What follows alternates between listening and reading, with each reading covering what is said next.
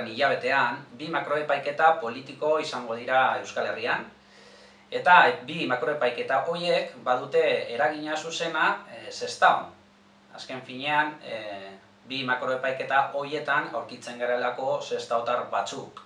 Bata, 40 gazte independentisten kontrakoa izango da. Horien artean aurkitzen gara, Idoia Iragorri ez dagoela hemen gaur, Naja Aguado eta Nineu Mikel Totorika.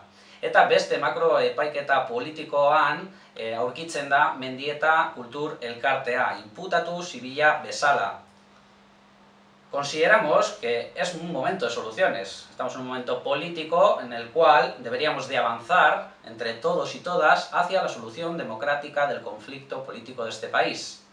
No creemos, por tanto, que el juzgarnos a nosotros, el juzgar a nosotros tres, el juzgar a la Rico Taberna de Mendieta o la Cultura Elkarte Mendieta aporte nada en positivo en ese camino que consideramos que la ciudadanía quiere recorrer. Por todo ello, en Sestao hemos iniciado una dinámica con una serie de personas para poner a trabajar en estos términos a todas las personas que estén de acuerdo en que estos juicios no aportan nada, que estos juicios son un obstáculo para la solución, ¿no? Y que la mayoría social de Euskal Herria y de Sestao también está a favor de una solución.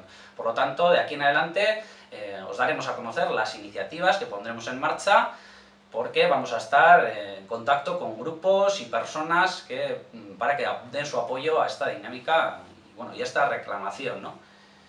Estaremos con vosotros próximamente, eta gero arte.